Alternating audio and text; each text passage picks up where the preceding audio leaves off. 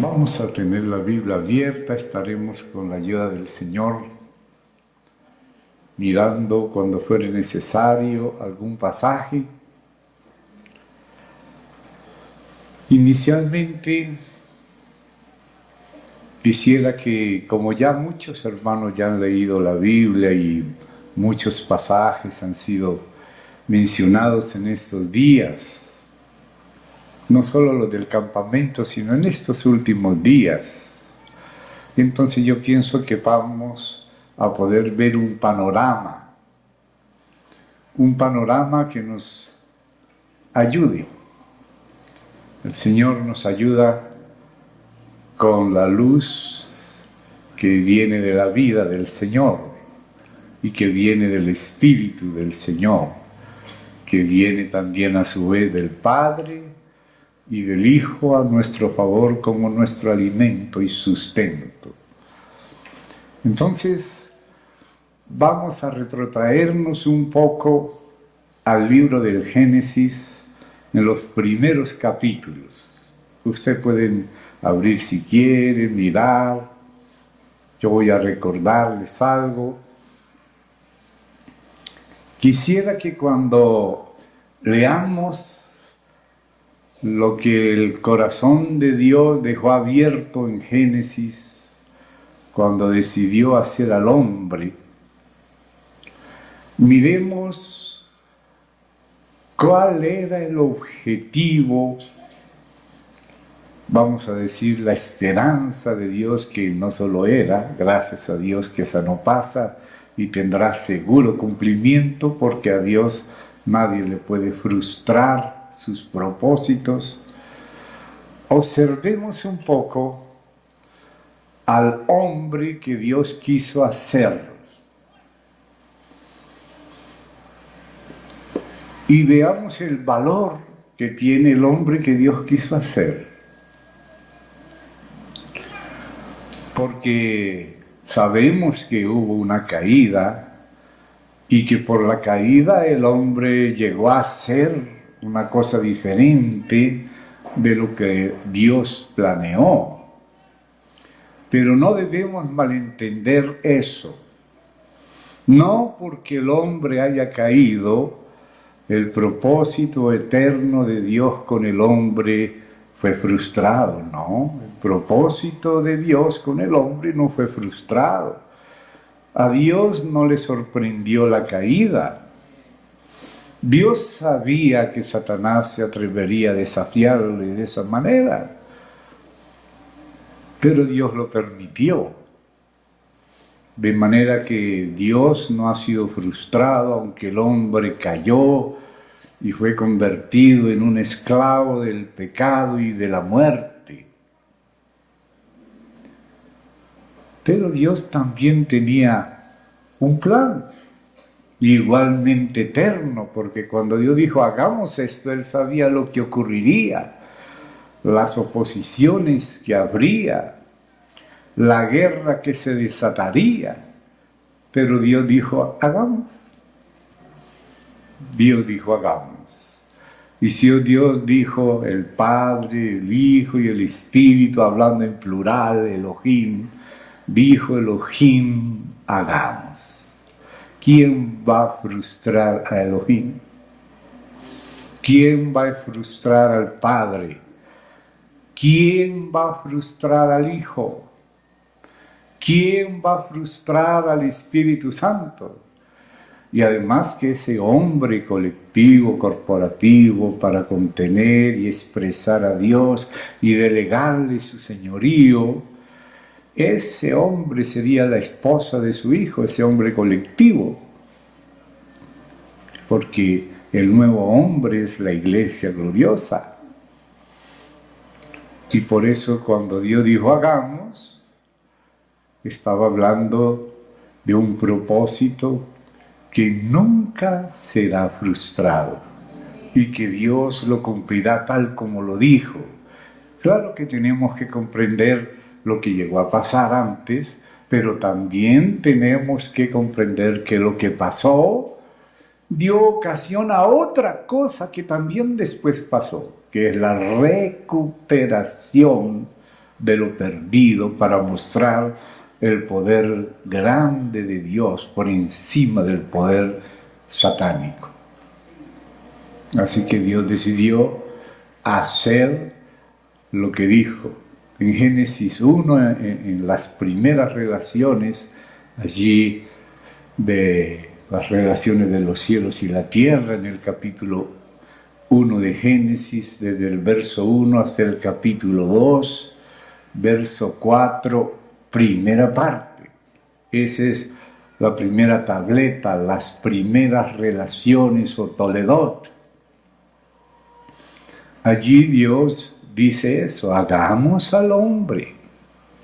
No estaba hablando solo del primero y no estaba hablando solo de los varones.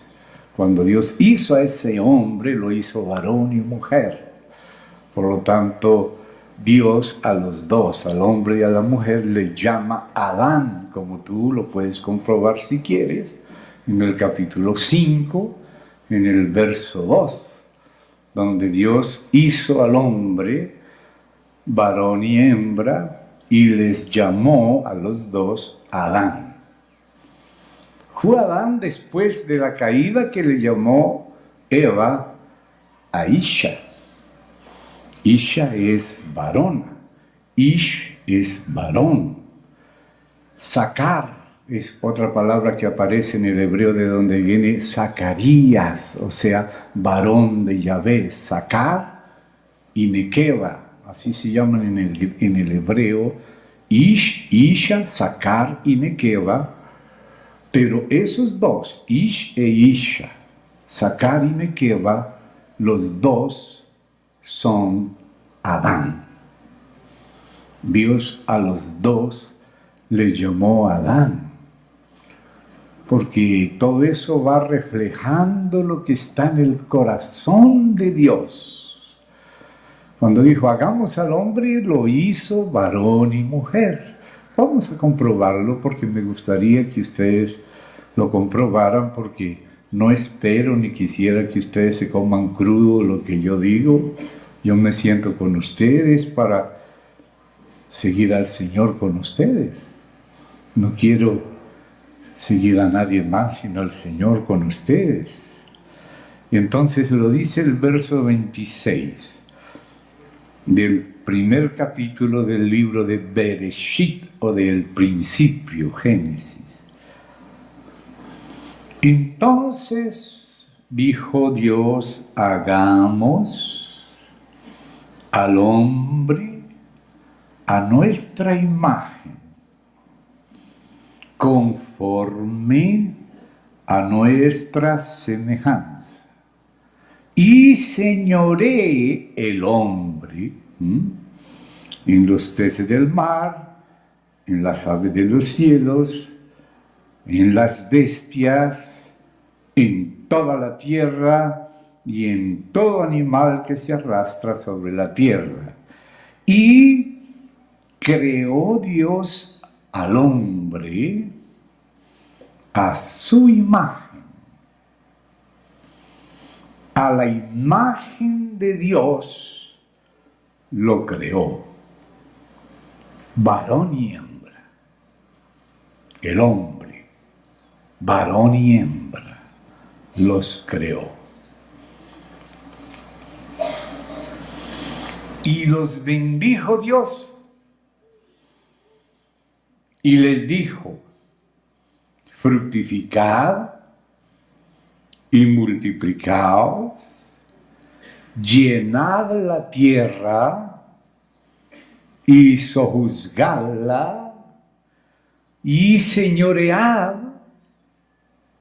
en los peces del mar, en las aves de los cielos, en todas las bestias que se mueven sobre la tierra. Y dijo Dios, he aquí os he dado toda planta que da semilla, que está sobre la tierra, todo árbol en que hay fruto y que da semilla os serán para comer, y a toda bestia de la tierra, y a todas las aves de los cielos, y a todo lo que se arrastre sobre la tierra, en que hay vida, toda planta verde les será para comer. Y fue así. Y vio Dios todo lo que había hecho y aquí que era bueno en gran manera. Y fue la tarde y la mañana el día sexto.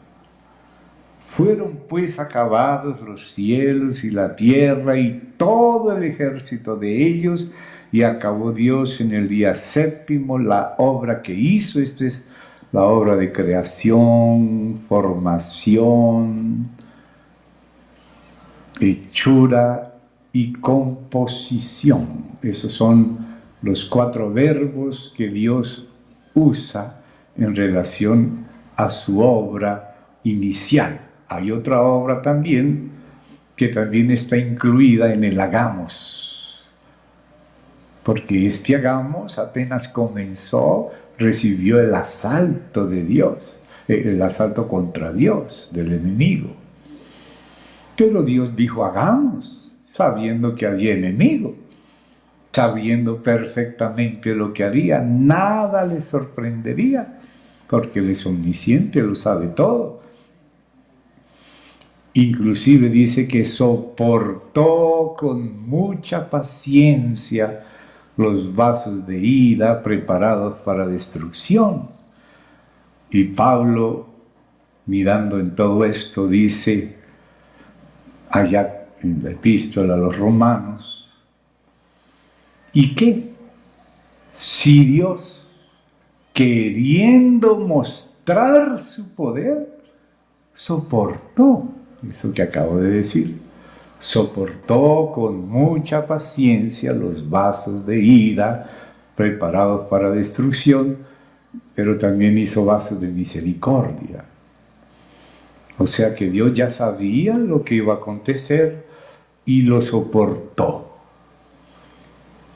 Y entonces va, como dice Pablo, como dice el Espíritu Santo por Pablo, como prometió el Señor, que el Espíritu Santo nos enseñaría y nos guiaría en toda verdad, y por eso el mismo Dios incluyó las cartas de Pablo en el libro suyo, aprobando lo que el Espíritu enseñó a Pablo, y Pablo como enviado del Señor al que hay que recibir para recibir al Señor mismo, y al que envía al Señor, el Padre, envió al Señor el Hijo, y al Señor Espíritu, como dice en 2 Corintios. Entonces aquí vemos cómo lo que escribió Pablo nos viene también de Dios, y es también el hablar de Dios. No estamos divinizando a Pablo, es Dios el que está dándole esa gloria de su palabra a la iglesia. Él dice que Él reservó la sabiduría divina para la iglesia, para mostrar por medio de la iglesia a los principados y potestades en lugares celestiales la multiforme sabiduría de Dios. Entonces ellos están atendiendo a la iglesia, porque Dios quiso reservar para la iglesia la multiforme sabiduría divina. No lo vas a encontrar en lo que no sea la iglesia.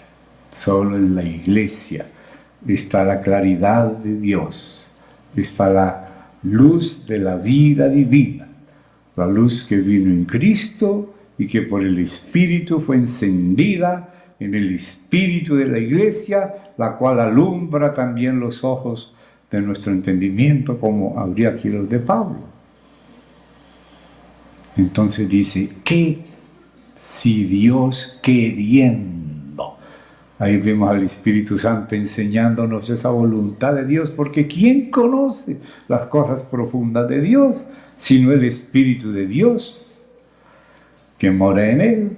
Así nadie conoció las cosas del hombre sino el Espíritu del hombre, y así también es con Dios. Pero el Espíritu de Dios le da a la iglesia del Espíritu conocer las cosas profundas de Dios. Y entonces Pablo dice, queriendo Dios, queriendo hacer notorio su poder. O sea que Dios quiere que lo conozcamos. y quiere que los conozcamos íntegramente, no parcialmente. Y aunque parece que ahí empezó por una palabra extraña que es ira, pero es por causa del poder y no toda ira es pecado. Por esa razón el apóstol Pablo decía que nos airemos pero que no pequemos, airaos pero no pequéis. O sea que no toda ira es pecado, porque Pablo sabía de la ira de Dios y Dios no peca.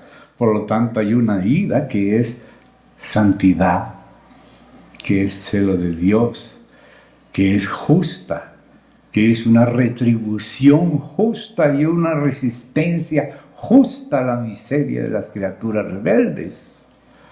Entonces él decidió mostrar su ira, la ira santa, la ira justa, la ira que incluso resiste nuestra monstruosidad, y gracias a Dios que la resiste.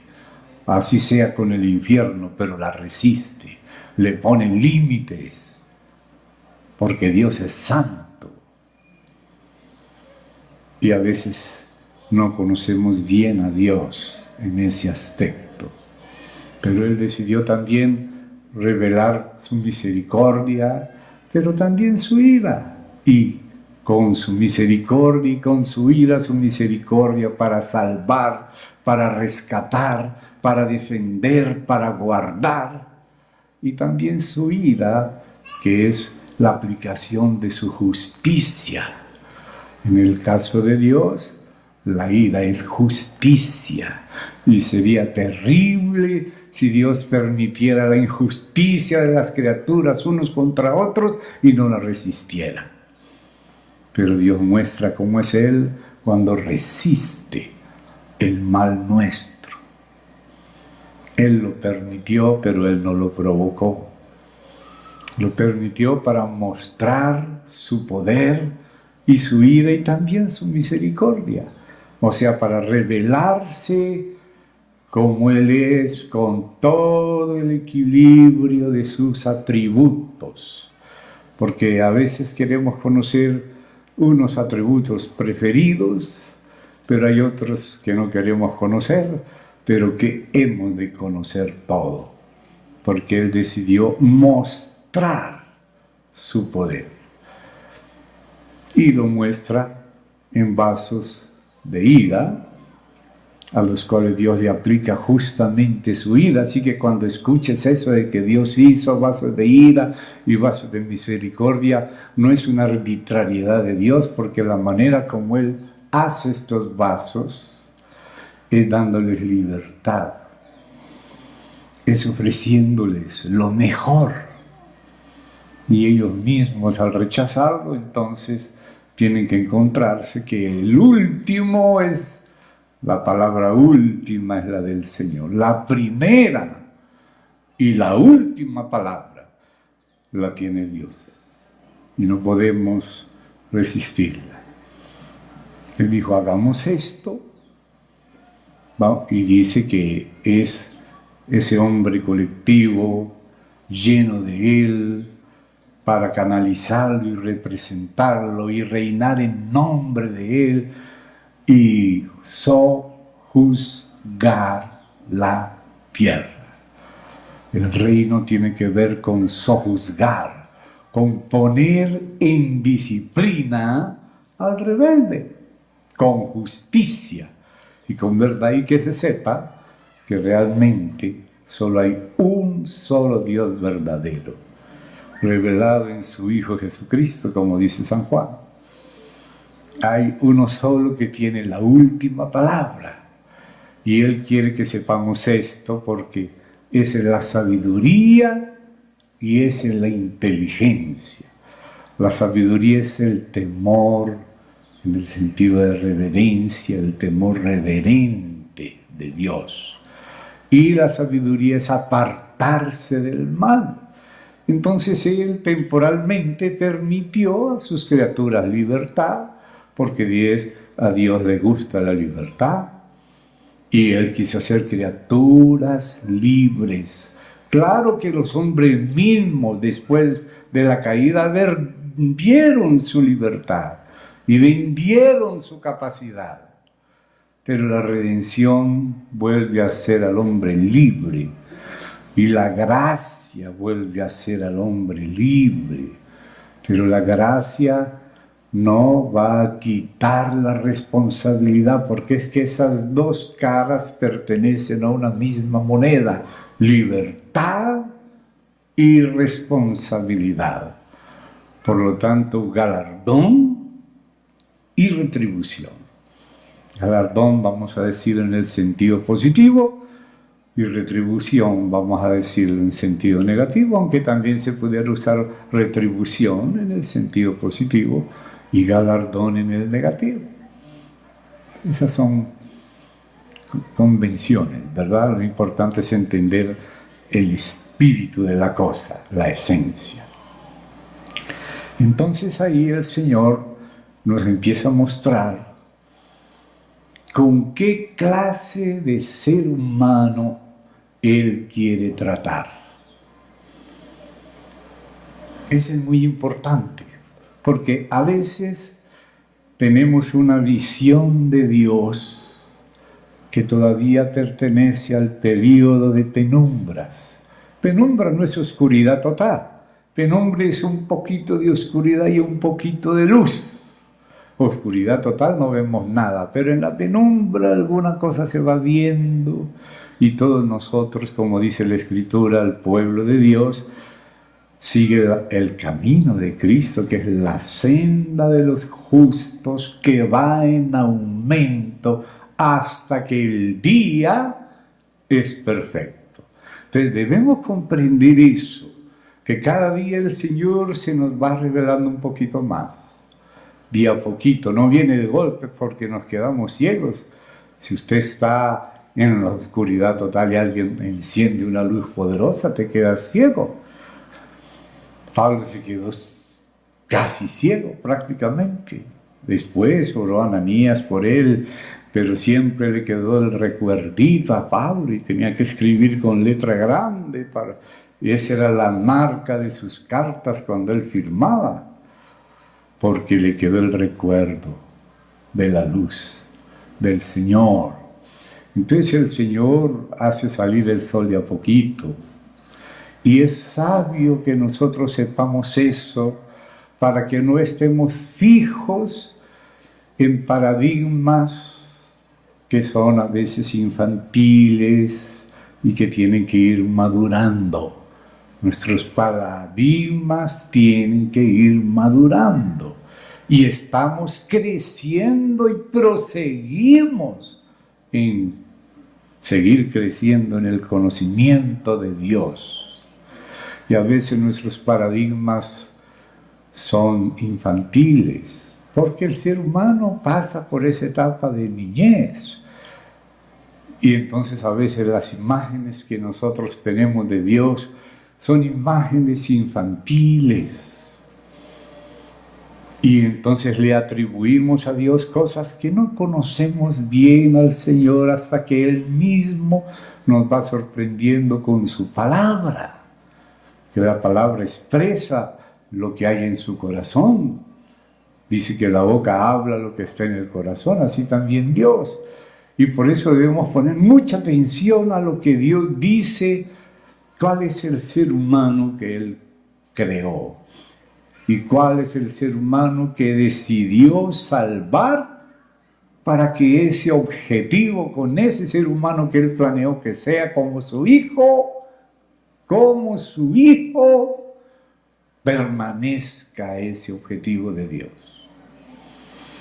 Y entonces tenemos que ver cómo es su hijo, tenemos que detenernos y pedirle a Dios ojos para ver y oídos para oír y comprender la relación del Padre con el Hijo y comprenderla espiritualmente para que así también nosotros entendamos qué tipo de relación Él está madurándonos para obtener con Él. Nuestra relación tiene que llegar a ser una relación como la del Hijo con el Padre. Pero lógicamente que el Hijo pues no nace adulto. En el caso de nosotros nacemos niños. Y también ahora, después de la caída, nacimos con una aberración. Heredamos la aberración que Satanás metió en Adán y en Eva. Pero eso era parte de lo que Dios usaría para mostrar su poder, tanto a favor de los caídos como en contra, de los homicidas, del homicida. Satanás es homicida desde el principio. Entonces Dios tiene otro destino para Satanás, sus ángeles y sus hijos, y uno diferente para el hombre, ahora nuevo, en Cristo Jesús. Entonces podemos ver que hay un periodo del hombre, vamos a decirle neutral, porque Dios no le forzó al hombre su propósito, sino que se lo propuso, porque el carácter de Dios es así. Dios no tiene un carácter de dictador, aunque Él sí es soberano, pero su soberanía Él la maneja según su carácter. Él tiene un carácter excelente. No hay como el carácter de Dios. Aunque es soberano, no usa su soberanía para oprimir. No usa su soberanía para disminuir. Al contrario, lo que Él quiere es realizar a sus criaturas. Y Él mismo es la realización de sus criaturas. Él mismo es la realización de cualquier tipo de criatura, desde la más pequeña pulguita hasta los seres humanos, que son ya la imagen y semejanza de Dios. Él es la saciedad de toda criatura. Cada criatura recibió en su ser algún bien de Dios. De Dios viene el bien de cada criatura, pero Él hizo criaturas y criaturas, porque Él es soberano, hizo criaturas que disfrutarían parte de su bien en distintos niveles. Pero Él hizo una sola criatura, no solo un ser humano, sino, digamos, la naturaleza humana, con la máxima posibilidad. Ninguna otra criatura fue hecha con el objetivo con que fue hecha el ser humano, varón y mujer. El objetivo es el mismo. Cuando dijo, hagamos al hombre, ahí está varón y mujer igual, Adán completo, Isha, Sakar y Nekeva, Adán. Eso lo quiere Dios para todos los hombres, para todo ser humano, porque esos dos son uno, y fueron creados en dos sexos, no solamente para multiplicarse, sino se acabarían los sexos después de la resurrección, pero siguen siendo hijos y siguen siendo hijas, para mostrar ese misterio de Dios, que muestra el corazón de Dios. Dios quiere realizar a todas sus criaturas, y a cada una, vamos a decirlo en parábola, ustedes me van a entender la parábola, a cada una lo puso en su salsa, a cada criatura. ¿Me entienden ese dicho colombiano, no? Que estar en la salsa es estar en lo que a uno le gusta. Y Dios sabe qué es lo que nos realiza y nos satisface. Y Él nos quiere ennoblecer constantemente. Y Él es capaz de ennoblecernos. Entonces Dios nos creó para llenarlo todo. Y el Hijo ascendió para llenarlo todo y para que el Padre sea todo en todo. Que todas las cosas estén llenas de Dios, que Dios sea el sustento, la realización de todo, el que ennoblece todo. Entonces Él se nos va revelando, así como la luz de la aurora va saliendo de a poco, y por eso lógico que lo vamos entendiendo y también malentendiendo. Sobre todo Satanás, que lo odia, le tiene envidia, rabia, es el rival. Dios no lo obligó a eso. Eso es lo que Él escogió, y eso que Él escogió es lo que Él tendrá. Y si nosotros somos unos locos, unos necios, de eso nos tendremos que saciar. Dios tenga misericordia y nos conceda dar la vuelta al pecado, darle la espalda a quien se la tenemos que dar y volver nuestro rostro y nuestro corazón al único que realmente nos ama con amor eterno y que es sabio y no necio. Dios recupere nuestra cordura, nos rescate de la locura para la cordura. La cordura es el temor de Dios y la inteligencia es apartarse del mal. Eso es la verdadera inteligencia y la verdadera sabiduría. Entonces Dios está haciendo las cosas bien hechas, aunque el enemigo está bombardeándonos constantemente con sus mentiras, porque Él es el padre de la mentira, Él es homicida y es mentiroso, desde que se le ocurrió ponerse en el lugar de Dios, sacar a Dios del camino y sentarse en su lugar. Esa es la peor locura. Después que eso sucedió en el cielo, Dios dijo, hagamos al hombre a nuestra imagen, conforme a nuestra semejanza, y señoré. Imagínense qué pensarán ahora los que querían arrebatarle a Dios el reino, que Dios mismo hasta se quitó, como dice el Padre, aparece en Daniel capítulo 7, aquel cabello blanco del Padre como un magistrado judicial. De ahí es de donde sacan los magistrados, se copian de Daniel 7 y Apocalipsis 1. Pero en Daniel aparece el anciano de días con aquella, digamos, cabellera de magistrado. Pero luego dice, agradó al Padre que fuera el Hijo, darle el juicio al Hijo. Y por eso cuando ahora llegamos a Apocalipsis 1, el que tiene la cabellera blanca de magistrado es el Hijo.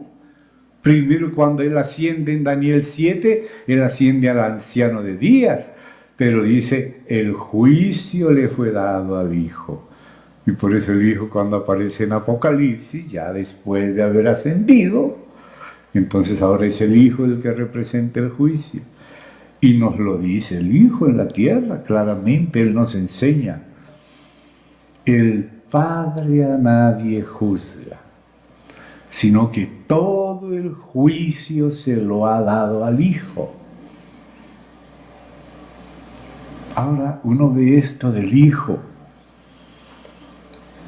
y si lo entendemos, después nos dice el Hijo, la gloria que me diste yo les he dado. Y nos dice, ¿no sabéis que los santos juzgarán al mundo? Y no solo al mundo, sino también a los ángeles. Y nos promete el Señor ascendido, resucitado, cuando le aparece a Juan, el que venciere se sentará conmigo en mi trono, así como yo he vencido y me he sentado con mi Padre en su trono. Mire qué tipo de realización y de ennoblecimiento permanente tiene Dios para con el ser humano, para con los que le aman, cosas que no han subido en corazón de hombre, No se nos han ocurrido, ni las hemos visto, ni oído. Dios las tiene preparadas para los que le aman. O sea, lo que el Señor tiene en su corazón ya desde antes de la caída. Porque la caída ya fue prevista por Dios. Y la redención y la recuperación del hombre para mostrar también su poder. A los que reciban a su Hijo serán vasos que reciben misericordia por el nombre de su Hijo. Y los que rechacen al Hijo, entonces recibirán algo bueno de Dios, porque su justicia también es buena. Y su corrección por medio de su poder también es bueno. Todo lo que Dios hace está bien, aunque pudiera parecer terrible, es bueno. Entonces tenemos que detenernos un poco en esa primera etapa del hombre neutral.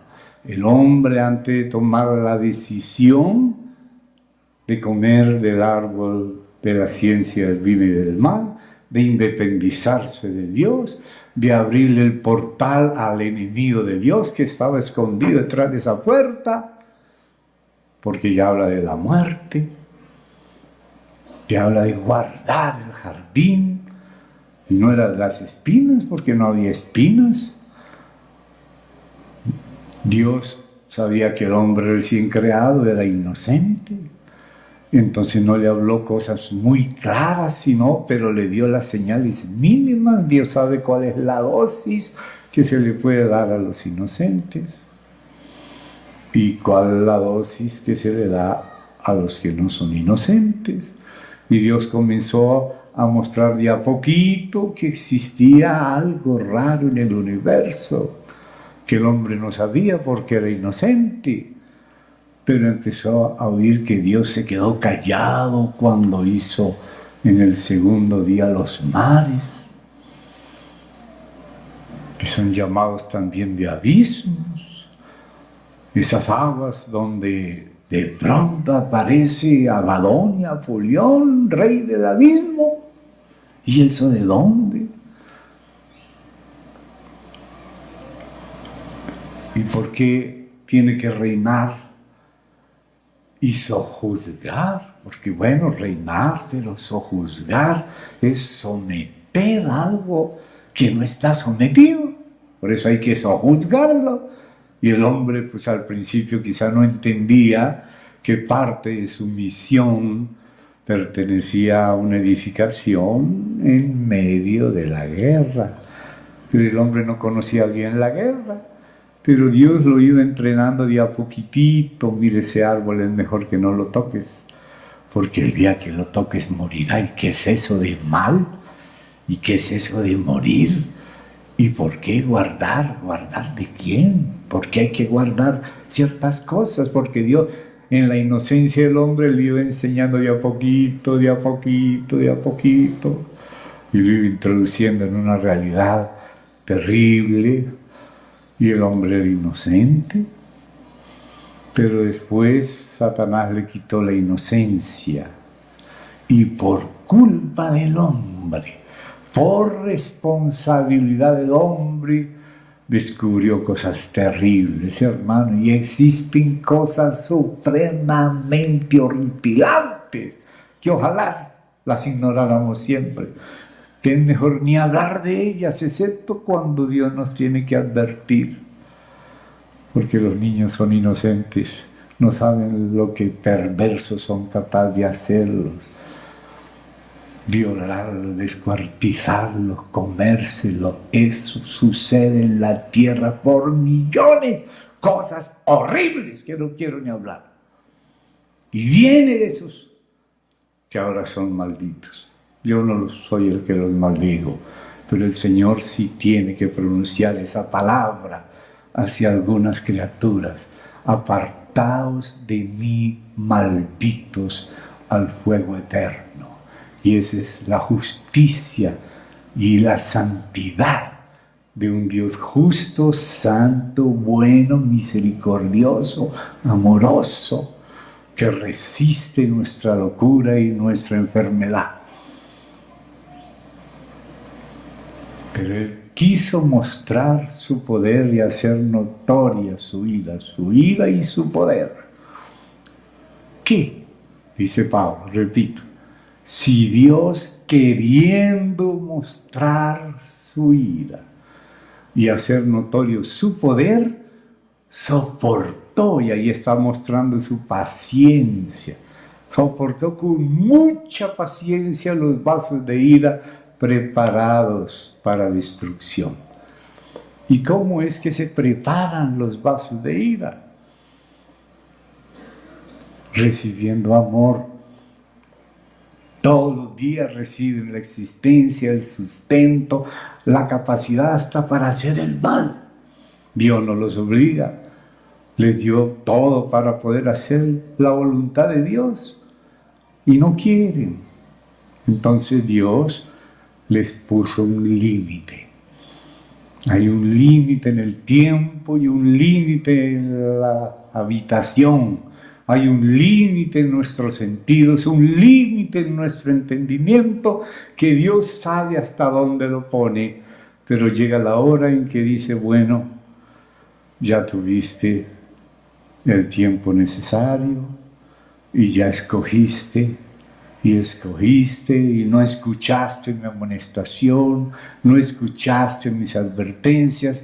Ahora voy a mostrarte quién eres y qué tendrás por tu propia culpa. Y ahí es cuando viene la conciencia. La conciencia que uno no puede seguir ocultando. Hay gente que no pone atención a su conciencia, y yo pienso que la parte peor del infierno, y voy a contar un caso de un hermano querido, que un hermano que está aquí presente lo conoce, que eran amigos desde su juventud y creían en el Señor, esos tres amigos, pero uno de ellos se comenzó a apartar y se le advertía, y era después de haber creído en el Señor. Y de pronto, por causa de sus fechorías, en su momento de apartarse del Señor, le dispararon y lo mataron. Quizá tuvo un tiempo de agonía entre la vida y la muerte. Era alguien que había andado en el Señor y ese fue así. Pero después un hermano del grupo de amigos tuvo la oportunidad de visitar el paraíso y encontrarse a su viejo hermano amigo en el paraíso. Y le decía a aquel amigo, en medio del paraíso, todo era bueno, lo que se le había dado, y estaba en el paraíso, pero no soportaba su conciencia.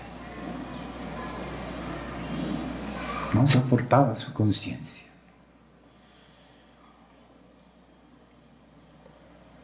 Chico, como este escritor famoso de Rusia llamado Fedor Dostoyevsky escribió un libro famoso, una novela famosa llamada Crimen y Castigo.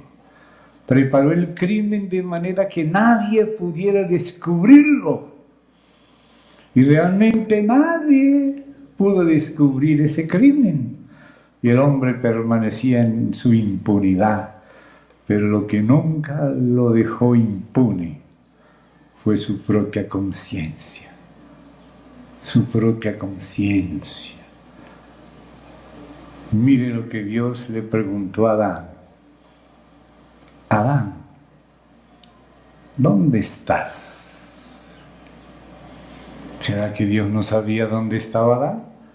¿Será que hay alguien que puede esconderse también de Dios que Dios no lo encuentre? Dios no le preguntó a Adán dónde estás para saber dónde estaba Adán. Dios sabía dónde se había metido Adán. El que no sabía en qué se había metido, ese era Adán.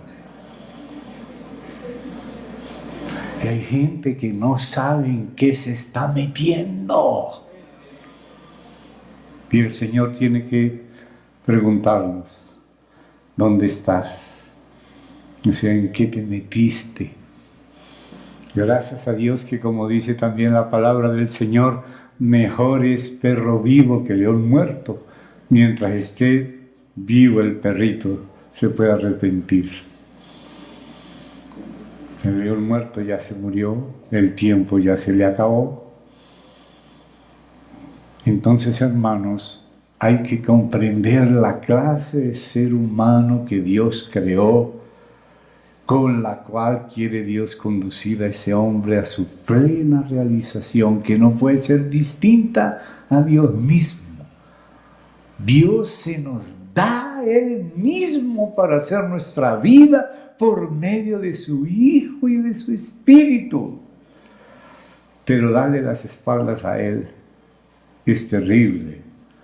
Por eso Pedro, en la segunda de Pedro, epístola en el capítulo 2, y resumiendo con sus palabras lo que narra el libro de Enoc, que también cita a Judas, y cuando tú sabes lo que dice, entiendes a qué se refiere Pedro en el capítulo 2, se refiere a lo que está narrado en el libro de Enoc, porque el mismo Judas hace citación de lo que los apóstoles enseñaron. Y dice San Pedro, si ustedes lo quieren leer con sus ojos, algo que resume lo que dice el libro de Enoc, así como también Judas resume algún pasaje, ni siquiera lo resume, lo cita textualmente del libro de los vigilantes, lo cita en su epístola. Vamos entonces allí a Pedro. Vamos a Pedro. Y dice así en la segunda de Pedro, capítulo 2. Porque ya está diciendo algo que aconteció.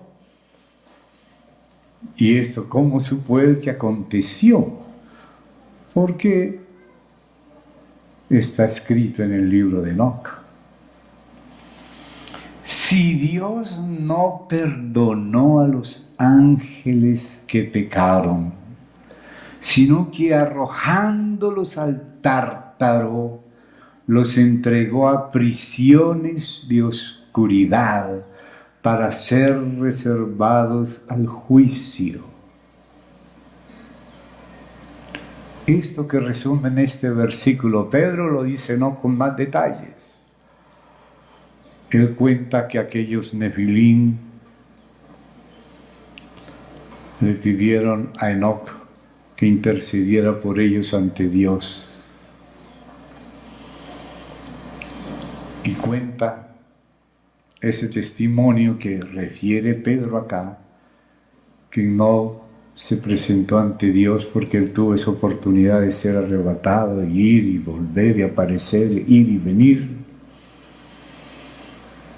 Y dice que Dios le recordó para qué los había hecho a ellos, cómo ellos no necesitaban tomar mujeres, ellos pasaban de generación en generación y estaban en esa situación gloriosa de Dios, pero ellos que conocieron la gloria de Dios, amaron más el, entre comillas, premio de su maldad, y se concertaron bajo anatema en el monte del anatema, que eso es lo que quiere decir Hermón, el monte de Hermón, la palabra H-R-M en el hebreo de Hermón significa anatema, donde los ángeles caídos, los Nefilín, se juramentaron bajo anatema a cumplir ese destino.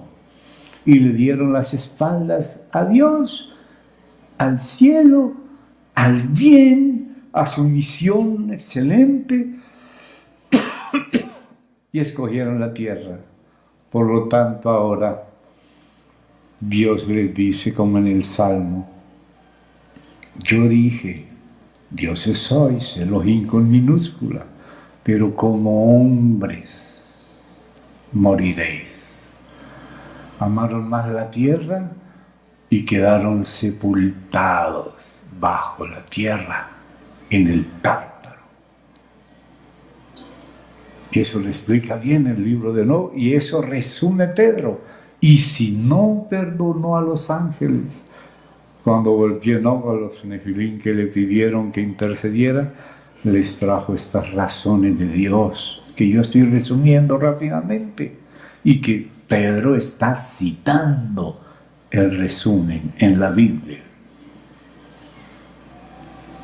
Entonces, hermano, es muy serio cruzar la última línea, donde ya no hay retorno. Mientras haya retorno, podemos retornar. Por eso les decía, mejor es perro vivo, dice Eclesiastés, que león muerto. Cuando muere el león, ya se muere.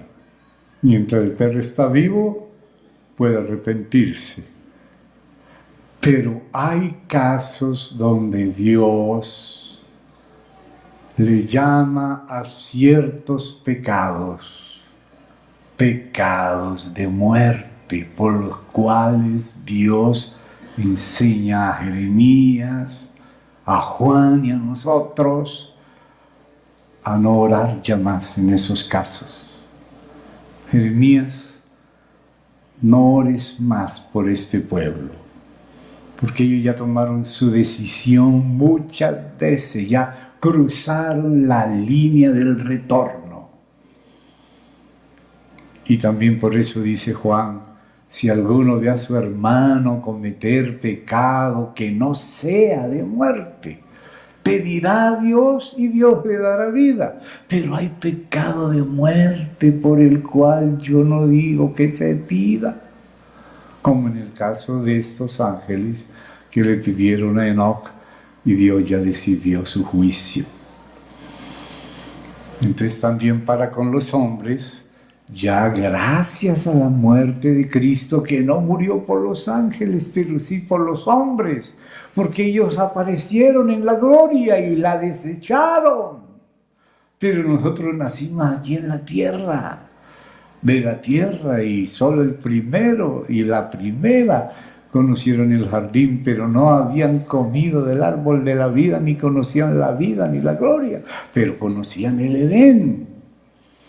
Pero nosotros ya nacimos fuera del Edén. Entonces Dios nos tuvo misericordia. Entonces Él mandó a su Hijo a morir por nosotros, llevar la muerte nuestra. Por lo tanto, el pecado de muerte hoy en el Nuevo Testamento no lleva a una muerte eterna, sino a la primera muerte, pero todavía no a la segunda definitiva. Aunque sí existe el daño temporal de la gehenna, como dice Jesús en las bienaventuranzas, al pueblo de Dios en el Sermón del Monte. Pero dice, hasta que pague el último cuadrante, es distinto a eternidad. Pero hasta que pague, hasta que se haga consciente. Porque es que, hermanos, nosotros pensamos que mientras estemos tranquilos acá, no sabe el susto cuando llegue la luz de la gloria. Pues por eso es mejor ser avergonzados acá y reprendidos acá, ahora, para arrepentirnos de corazón sincero y reparar sinceramente lo máximo que podamos el mal que hayamos hecho. Porque Dios es justo, Dios nos perdona, pero nos pide reparar. Entonces, ¿qué es la muerte? El pecado de muerte ya en el Nuevo Testamento. Dice, Primera los Corintios 11, que algunos comieron juicio al participar de la cena del Señor indignamente, y por eso les viene enfermedad. No porque la sangre de Dios no perdonó nuestros pecados en el sentido eterno, pero no va a permitir que nuestro carácter siga siendo fraudulento, tramposo y pensar que va a salir inmune de sus pecados. Tenemos un Padre que es Padre y por ser Padre nos corrige como buen Padre. Y si no basta este mundo, en el otro mundo continuará la corrección hasta que se haga justicia. Gracias a Dios que el Señor llevó el juicio definitivo, pero no va a llevarse la disciplina paternal, que es distinto al juicio eterno. Disciplina paternal es corrección para no ser condenados. A veces somos debilitados, enfermados, a veces dormimos la primera muerte. Y dice, porque somos castigados por el Señor para no ser condenados con el mundo. Entonces, el castigo paternal no es lo mismo que la condenación eterna, porque somos hijos. Pero ahora no pensemos que porque nos perdona los pecados y nos libra de la consecuencia eterna, no vamos a necesitar alguna pelita, como decimos aquí en Colombia, algunos fuetazos, alguna corrección. Somos castigados por el Señor para no ser condenados. No piense que Dios no castiga a los salvos. Dios juzgará a sus santos y dará a cada uno conforme haya hecho, según lo que haya hecho, mientras estaba en vida. Y estas cosas nosotros necesitamos conocerlas. Necesitamos conocer el plan de Dios original y cuál es el tipo de relación que Él va a tener eternamente con los seres humanos salvos. Y luego la caída que pasó en nuestra condición, y luego la redención, como hay un perdón definitivo, pero también hay una recuperación de nuestra hombridad original, de nuestra responsabilidad. Y la gracia va a sostener nuestra responsabilidad, pero no va a hacerse responsable. ¿Me entiende? Hacer a la persona responsable es una cosa. Delante de ti he puesto la vida y la muerte. Escoge pues la vida. Yo no quiero que mueran, no quiero que ninguno perezca. Quiero que todos sean salvos, pero no todos van a ser salvos por su responsabilidad. Yo no quiero que ninguno perezca, mas muchos llenarán los infiernos por su propia responsabilidad. Nadie estará en el infierno por culpa de Dios, sino por culpa nuestra, y estará en el infierno justamente. Dios no hará injusticia en el infierno. Cada condenado tiene muy bien escrita su chapa. ¿Por qué fue sentenciado a eso? Y eso hay que saberlo, hermanos. Hay que ver cómo es el plan con el hombre, cómo el hombre fue afectado y cómo el hombre es salvado, no solo del juicio eterno, sino salvado de la condición caída que recibió de su herencia humana, haber nacido de Adán y Eva fuera del paraíso y después de la caída de ellos, y heredar una condición caída y la ley del pecado y de la muerte en nuestra carne. El Señor también es capaz no solo de juzgar, sino de tener misericordia y de salvar, mostrar, si Dios queriendo mostrar Por una parte su ira y por otra parte su poder. Manifestó su poder en su salvación, en los vasos preparados para misericordia. ¿Quiénes? Los que recibirían a su Hijo. Dios no necesita esperar para saberlo. Dios sabe quiénes recibirían a su Hijo. Entonces dice: a los que antes conoció, a estos predestinó. Y dice: electos en Cristo. Nadie es elegido en base a su justicia propia. Nadie es elegido en base a algún mérito, porque si del mérito se tratara, lo que merecemos es la muerte. Pero si hay salvos, es porque Dios sabía que cuando les presentara a Cristo, iban a recibirlo. Ahora, ¿por qué algunos no lo reciben? No es porque Dios no les ayudó. Les ruego que me acompañen aquí en la carta de Pablo a Tito, para que vean unas palabras aquí del Espíritu Santo, por mano de Pablo. Vamos ahí a la carta de Pablo a Tito, capítulo 2, versículo 11. Tito 2:11. Porque la gracia de Dios se ha manifestado para salvación a todos los hombres. ¿Y por qué no todos son salvos? Y es que aquí venimos a este asunto tan importante que recién ha vuelto a salir a la luz en los últimos pocos siglos, como ya había luz en el Nuevo Testamento, pero el Nuevo Testamento fue leído con más luz en estos últimos siglos, donde se hace una diferencia clara entre el espíritu humano y el alma humana. Hermanos, la gracia de Dios llega hasta nuestro espíritu y toca la puerta a nuestra alma. En Hebreos dice que aquellos que apostataron habían sido iluminados y habían recibido hasta milagros.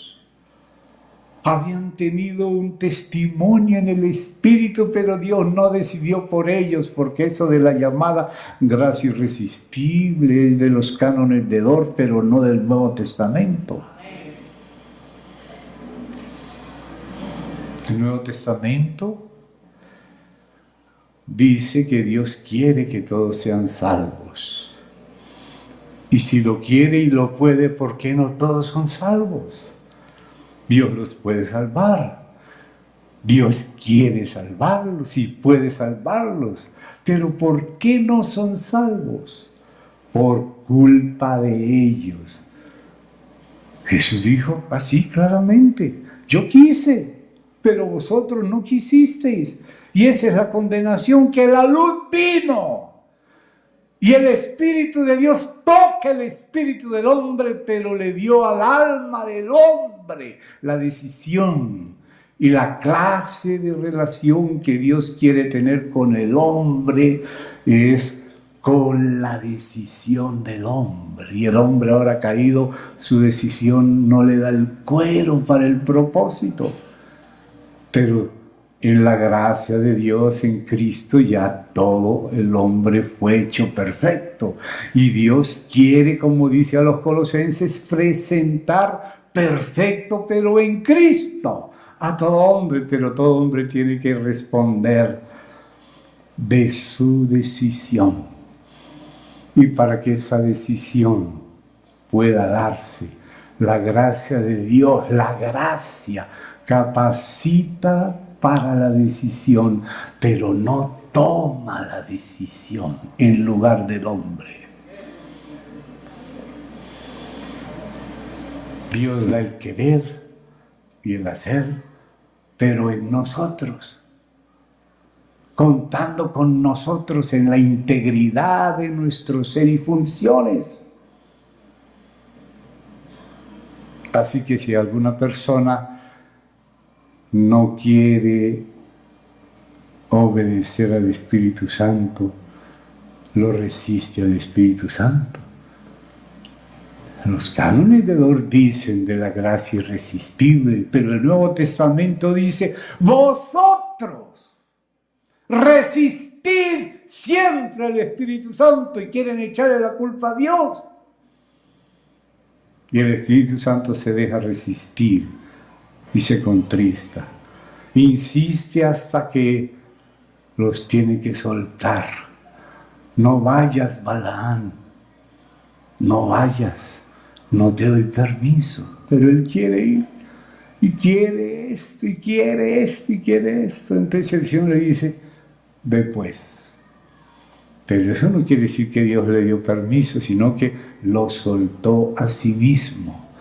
Y estaba tan ciego Balaam que el ángel se le oponía, como se nos opone muchas veces en nuestra vida, y nosotros pensamos: pero ¿por qué se me rompió el carro? ¿Por qué se me cayó el florero? ¿Por qué me partí la pierna? ¿Por qué me quitaron el sueldo? Y no entendemos que es el ángel queriendo que no pasemos, porque si pasamos, morimos antes de recibir el premio de Balac. Morimos. Si hubieras pasado, hubieras muerto si la mula no te hubiera hablado. Un vidente más ciego que un burro. Y hermano, así somos nosotros. No entendemos qué es lo que nos pasa. ¿Quién es que nos resiste? ¿Sabe quién nos resiste? La pura misericordia de Dios nos resiste. Porque si pasamos y nos agarra el ángel, morimos. Y por eso la burra tiene que hacer milagros. O sea, Dios tiene que hacer más sabia una burra para que uno entienda lo loco que uno es.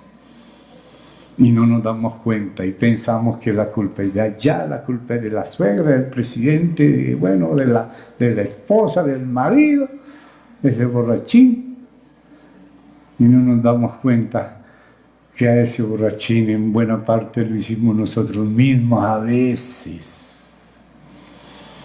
O ya lo habían hecho otro y no nos importó lo que sí nos tenía que haber importado. Entonces, hermanos, hay que comprender ese asunto de la colaboración con la gracia de Dios.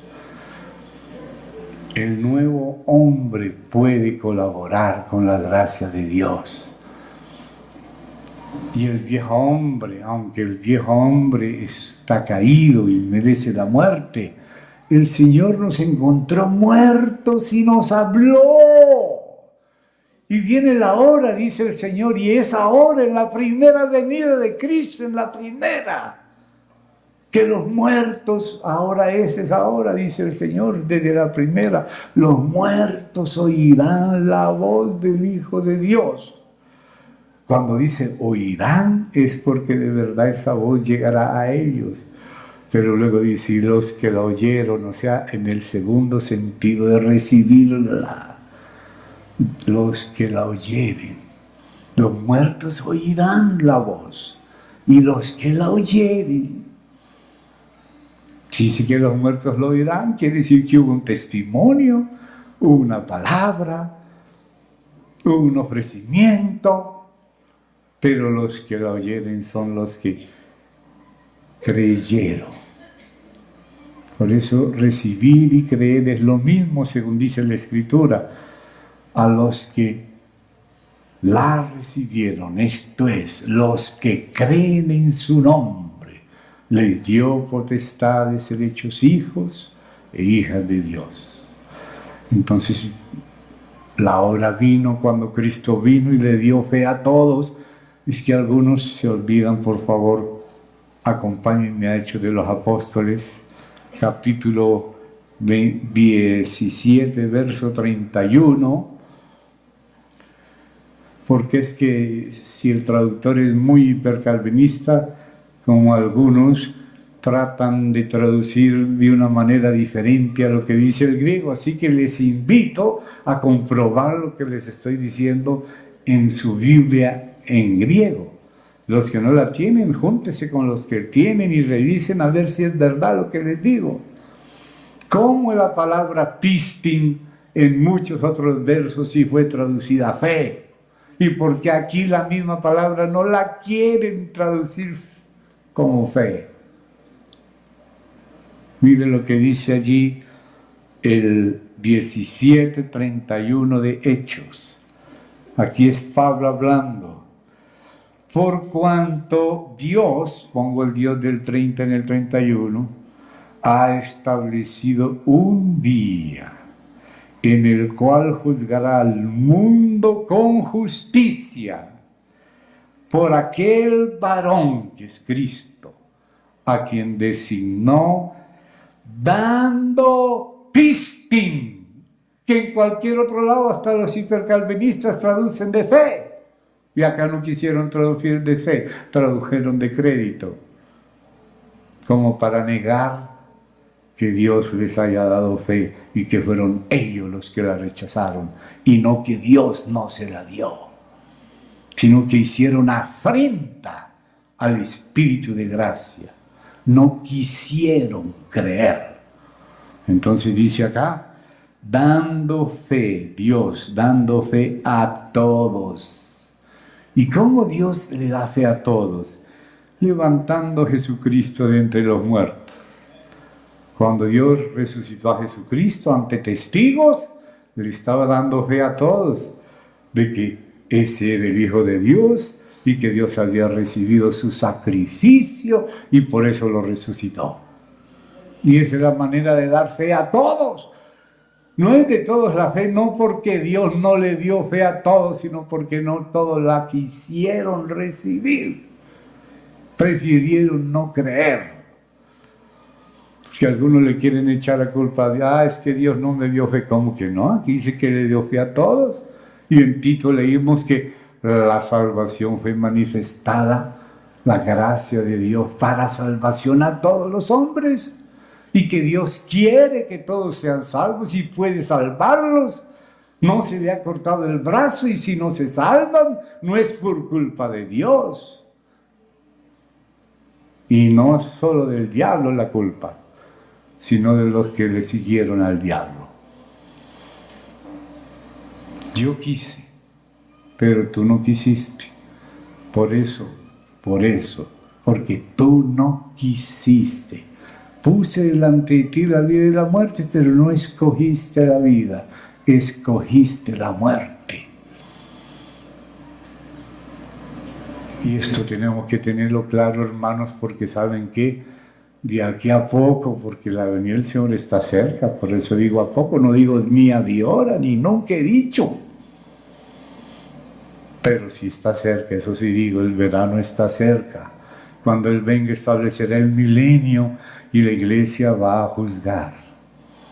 Primero ella va a ser juzgada, pero después que venga el Señor, ella va a reinar con Cristo. Los que recibieron facultad de juzgar reinarán con Cristo en el milenio. Y claro que el sistema del milenio no es el republicano de Montesquieu, donde hay tres poderes que saben hacer sus maniobras, dizque para ser justos, y realmente uno se compra el otro, el otro compra el uno, pura paz. Como Maquiavelo le demostró a Montesquieu en la novela de un escritor francés, donde dice que se encontró Montesquieu del siglo XIX con Maquiavelo del siglo del Renacimiento, y se pusieron a conversar en el infierno Maquiavelo y Montesquieu le decía, no, es que tenemos que, para proteger la república, dividir los poderes, para que éste no tenga tanto poder como el otro, sino que se equilibren mutuamente. Y Maquiavelo le contestó cómo podía corromper todos los tres. Y así se llama esa novela, Diálogo en el infierno entre Maquiavelo y Montesquieu. Pero en el reino eterno, el legislador, el ejecutivo y el juez es el mismo Señor. Él es el legislador, Él es el ejecutivo y Él es el juez. Y nosotros también seremos reyes que tendremos facultad de juzgar. Y también de Jerusalén saldrá la ley por toda la tierra. Y nosotros seremos los que enseñaremos y los que juzgaremos y los que reinaremos. Así que el reino de los cielos no será una república, sino un reino. Un reino. Porque es Dios el que es todo esto. Y se lo delegó al Hijo. Y por el Espíritu nos lo delega a nosotros. Y nos lo delega desde ahora para enseñar a las naciones lo que es justo. La Iglesia sí tiene que dar testimonio. Lo reciban o no. Como dice el Señor, al menos sabrán que hubo profeta en Israel. Hay que decir lo que está incorrecto y decir lo que es lo correcto. Y hay que ayudar a decirle lo que se debe hacer en la medida que lo aprendamos de Dios. Porque Dios no quiere solamente llevarnos para el cielo. Dios quiere que seamos buenos ciudadanos en la tierra. Y nos enseña cómo vivir la vida civil en la tierra en este tiempo. Porque hermanos, pongan atención.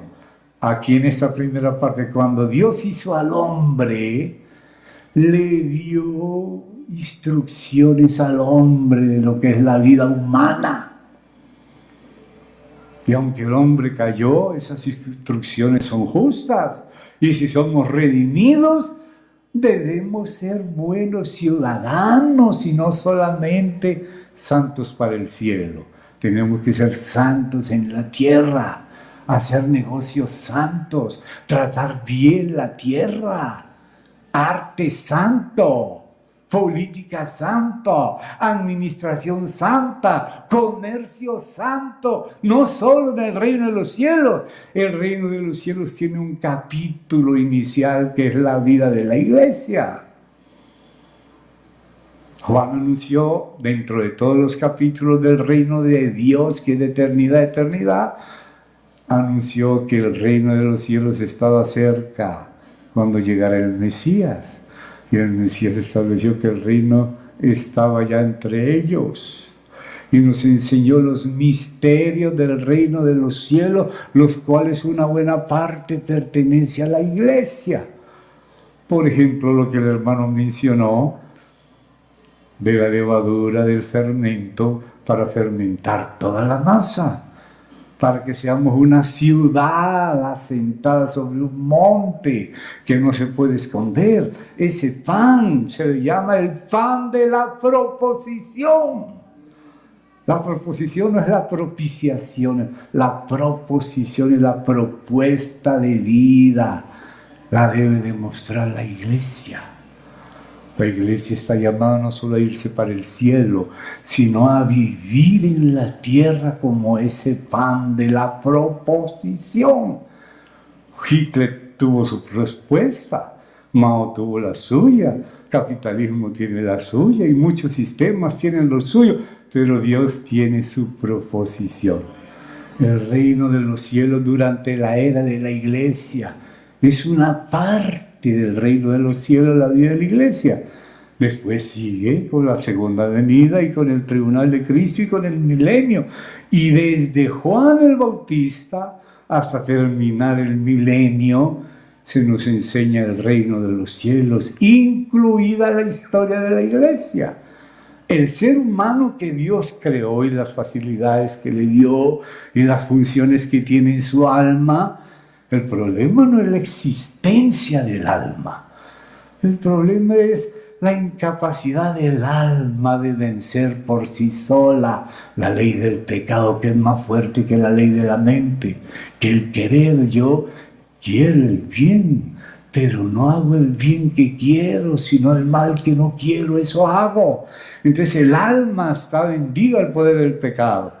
Pero la ley del espíritu de vida de la era de la iglesia primero y después también, la ley del espíritu de vida nos libra de la ley del pecado y de la muerte que domina el alma y liberta al alma de esa ley por una ley más poderosa, que es la ley del Espíritu. Y eso es para la vida de la iglesia, para el hombre vivir como Dios planeó que vivir la tierra antes de irse para la gloria. Y nosotros queremos dejarle este pobre mundo al diablo cuando el Señor nos envía al mundo a sacarle gente. Y claro que esa gente no es para que viva como comunista o como capitalista mientras esté en la tierra, sino como cristiano y como cuerpo, como iglesia, como pan de la proposición, la propuesta de Dios en la vida de Cristo en la iglesia, que abarca el arte, abarca la agricultura, abarca todos los deberes humanos que Dios le entregó al hombre antes de la caída para con la tierra. Esos siguen siendo los mismos deberes.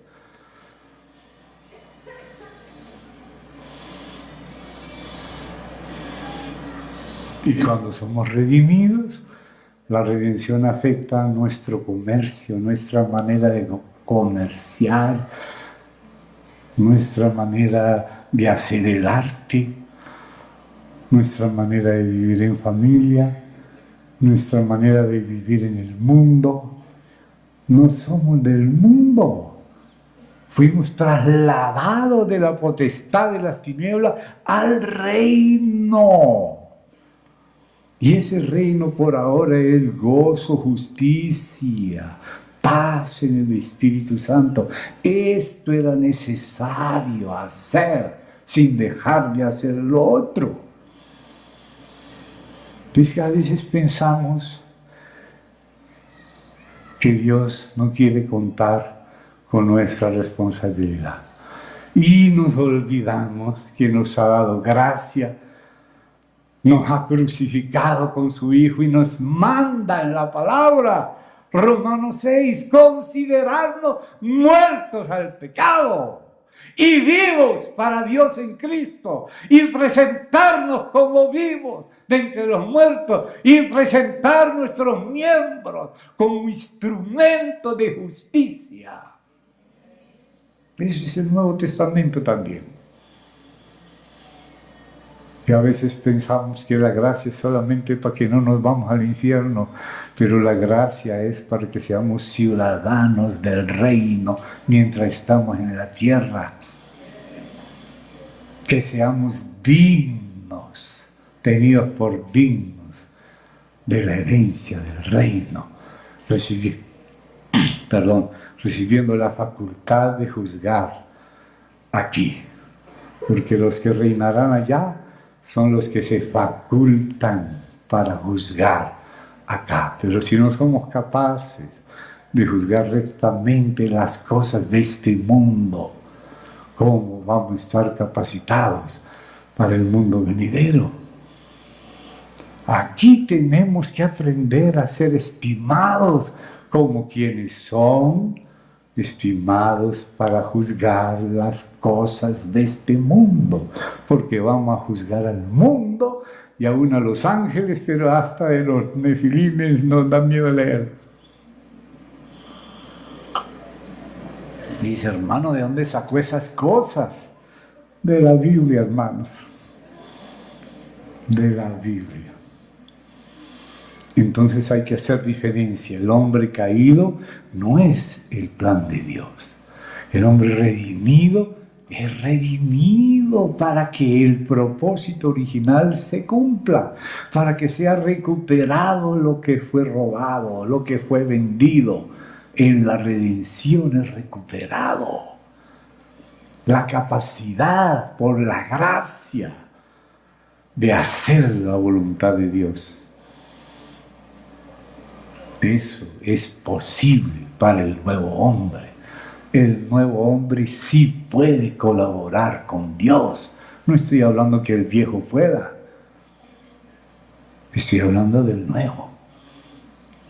Si permanecéis en mí, dice el Señor, y mis palabras permanecen con vosotros, seréis verdaderamente libres. ¿Libres para qué?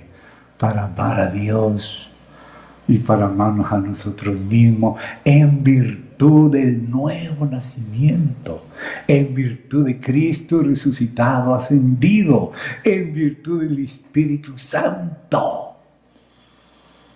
Porque eso de calvinismo era para la caída, pero cristianismo es para la recuperación, la redención, como dice la Escritura. Amén. Lo que habla de la redención es la recuperación. Tenemos que recuperar lo que fue vendido al poder del pecado. ¿Cómo lo vamos a recuperar? En la fe activa, que dice, esto me dio Dios y lo considero cierto y cuento con ello. Consideraos muertos al pecado y vivos para Dios en Cristo. Presentad vuestros miembros como instrumentos de justicia, porque ya no estamos bajo la ley, sino bajo la gracia, que por gracia nos da el cumplimiento y magnificación de la ley en Cristo para ser efectivo en nuestra vida cotidiana por el Espíritu. Cristo no solo es nuestra vida, Cristo es también nuestro vivir. Así está escrito en Filipenses. La vida es Él, pero la aplicación de la vida de Él a nuestra vida cotidiana de este mundo, a la vida de los negocios, del trabajo, de la familia, del arte, etcétera, etcétera, de la agricultura y hasta de la política.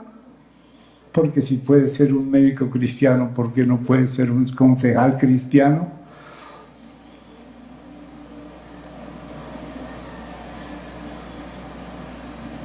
¿Acaso Erasto no era el tesorero de la ciudad de Corinto? El ministro de Hacienda Municipal de Corinto era un obrero compañero de Pablo llamado Erasto. No estoy diciendo que se metan en política, lo que le estoy diciendo es que lo que es normal de la vida humana, lo que es un deber dado por Dios al hombre, se debe vivir en virtud de Cristo y del Espíritu. Y la palabra no nos enseña solo cómo irnos al cielo, sino cómo dar testimonio en la tierra, en cualquier rincón, en cualquier desafío. No estoy diciendo que se meta con el mundo para salvar el mundo. El que salve es el Señor, pero Dios quiere que en el mundo seamos luminares. Que la iglesia sea una ciudad edificada en un monte y que el mundo que no puede ver lo que hay dentro del tabernáculo, sí puede ver las columnas de lino alrededor, que se refiere a las obras justas de los santos. Y no solo de cada santo, sino de los santos en equipo. Los santos en equipo. Podemos dejarle algunas migajas al mundo como testimonio. El que salva el mundo es Cristo. Él amó al mundo de tal manera que envió al Hijo para que el que cree en el Hijo no se pierda. Pero el hombre fue creado con funciones generales para vivir en la tierra, que incluyen incluso la agricultura, edificar, administrar, sojuzgar la tierra. Y eso no ha dejado de ser obligación del hombre, mantener sus familias, sus hijos, apoyar la sociedad, apoyar el gobierno correcto. Y si tenemos que votar no, y no vender el voto, sino votar. Uno dice, no, pero ¿para qué voy a votar? Para que el diablo no tenga una puerta abierta. Si le decimos 20,000, no queremos esta ley, no va a ser ley. Ideología de género y otro montón de cosas. Pero Pensamos que eso es del mundo. Sí, es del mundo. Dios nos envió al mundo no para seguir al mundo, ni vamos a transformar el mundo. Dios lo va a quemar, pero mientras llega la hora de quemarlo, saquemos lo más que podamos del mundo. Personas, digo, saquemos del mundo personas. Nosotros estamos crucificados al mundo. El mundo no puede contar con nosotros para las cosas de él. El mundo, el nazismo quiso usar a la cristiandad, el comunismo quiso usar a la cristiandad, el capitalismo quiso usar a la cristiandad. Solo Cristo quiso salvar al mundo. Y nosotros venimos en nombre de Cristo, porque de tal manera amó Dios al mundo que dio a su Hijo, para que no se pierda. Y si no se pierde, va a vivir una vida de salvado, una vida de un salvo. No puede estar en el statu quo de la costumbre y de los paradigmas del mundo. Nuestros paradigmas son Cristo, para hacer ante el mundo una ciudad que no se puede esconder, una cortina de buenas obras, donde los hombres ven vuestras buenas obras para que glorifiquen a vuestro Padre. Esas son las cortinas de lino, las buenas obras de los santos, no para ser salvos, sino porque somos salvos. No se puede vivir una vida solo individualista, sino una vida de iglesia, como iglesia. Porque la Biblia nos dice, y termino con esto, no solo cómo irnos al cielo, sino como mientras tanto caminar en la tierra, no solo individualmente, sino como iglesia, para que en todo adornemos la doctrina de nuestro Señor Jesús. Gracias, hermanos, por causa de la hora. Voy a parar aquí. Agradecemos a todos los que han trabajado en la cocina, en la preparación, viniendo, llevando, trayendo, preparando el pan de la noche anterior para que podamos desayunar. Hay mucho que tenemos que agradecerle a muchos hermanos, y ellos lo han hecho con todo cariño, pero igual yo presento esta gratitud a todos los que han estado sirviendo al Señor y a los santos en lo grande y en lo pequeño. Que el Señor les recompense y que Dios nos haga un pan de proposición, una propuesta de Dios.